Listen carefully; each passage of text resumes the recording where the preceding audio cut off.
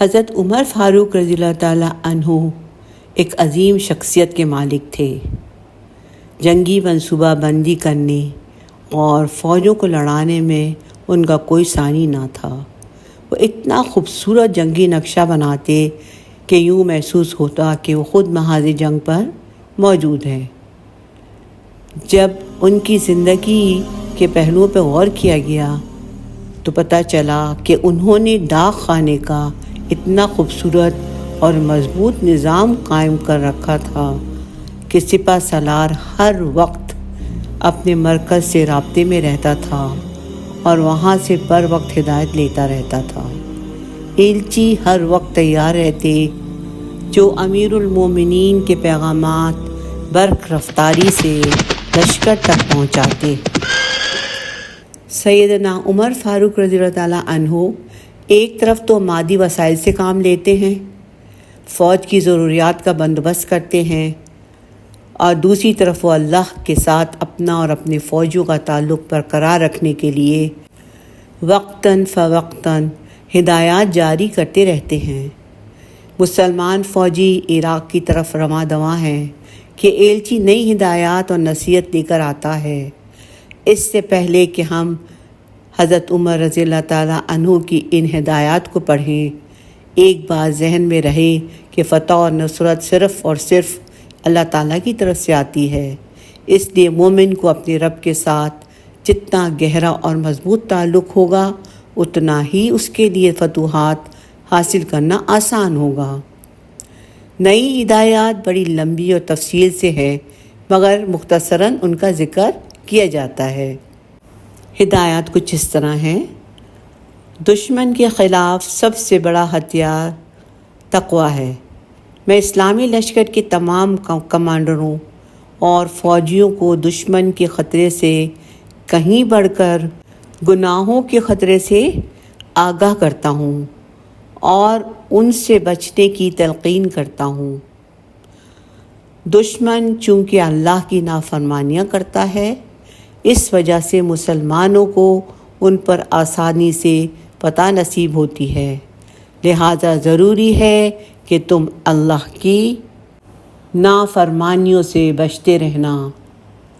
دشمن کی قوت اور اسلحہ ہم سے کہیں زیادہ قوی ہے، مگر ہماری اصل قوت اللہ تعالیٰ کے ساتھ تعلق کی مضبوطی ہے۔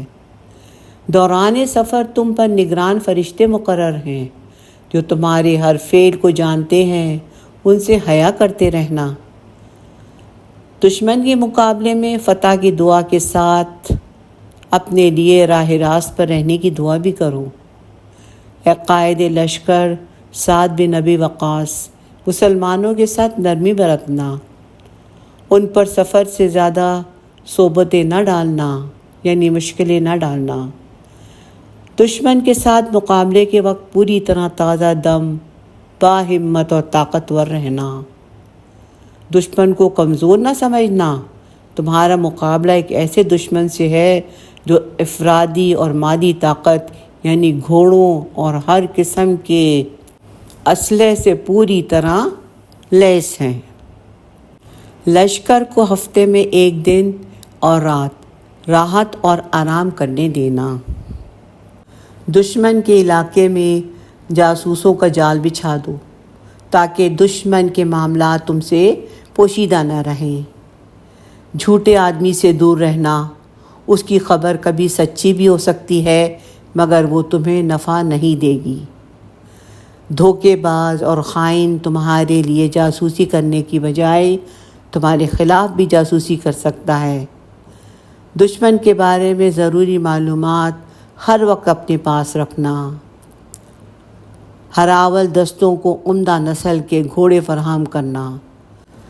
دستوں کی کمان سختیاں برداشت کرنے کی صلاحیت رکھنے والے ماہرین جہاد کے سپرد کرنا۔ دشمن کے تمام احوال، نقل و حرکت اور ان کی سرزمین کے ہر محل وقوع کے بارے میں مکمل آگاہی حاصل کرنا۔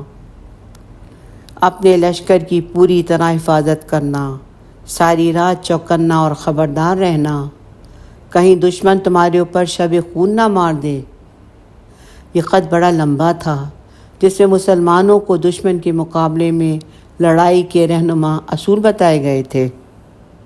قادسیہ کا مقام، جہاں یہ جنگ ہوئی، عراق میں نجف سے 50 کلومیٹر کی مسافت پر ہے۔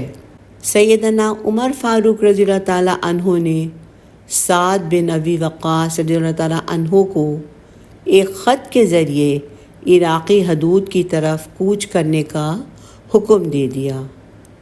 جیسے پہلے ذکر ہو چکا ہے کہ سیدنا عمر فاروق رضی اللہ تعالیٰ عنہ جنگی منصوبہ بندی کے بہترین ماہر تھے۔ وہ اتنے بڑے منتظم تھے کہ محاذ جنگ سے لمحہ بلمحہ رپورٹیں لے کر اسلامی لشکر کی ہمہ وقت رہنمائی کرتے رہتے تھے۔ انہوں نے اپنے خط میں حکم دیا تھا کہ جب تم قادسیہ پہنچ جاؤ تو لشکر کی ترتیب اس طرح سے رکھو کہ فوجیوں کے اگلے مورچے قادسیہ سے متصل ہوں، یعنی ملے ہوئے ہوں، اور سارا لشکر صحرا اور آباد بستیوں کے درمیان پھیلا ہوا ہو، سامنے کھلا میدان ہو، ساتھ تم اپنی جگہ جمے رہنا۔ اگر انہیں یہ محسوس ہوا کہ تم ان پر زیادہ دباؤ ڈال رہے ہو تو وہ اپنے سارے لشکر تم پر چڑھا لائیں گے۔ اگر تم دشمن کے اس حملے میں ثابت قدم رہے تو ان کا حملہ روک دو گے اور امانت ادا کرنے کی نیت رکھو تو مجھے امید ہے کہ تم ان پر غالب آ جاؤ گے۔ ایک دفعہ شکست کھانے کے بعد وہ لوگ تم پر کبھی حملہ آور نہ ہوں گے۔ سیدنا عمر فاروق رضی اللہ تعالیٰ عنہ نے اس طرح ہدایت دی کہ گویا وہ خود میدان جنگ میں موجود ہیں اور پورا میدان جنگ ان کی آنکھوں کے سامنے ہے۔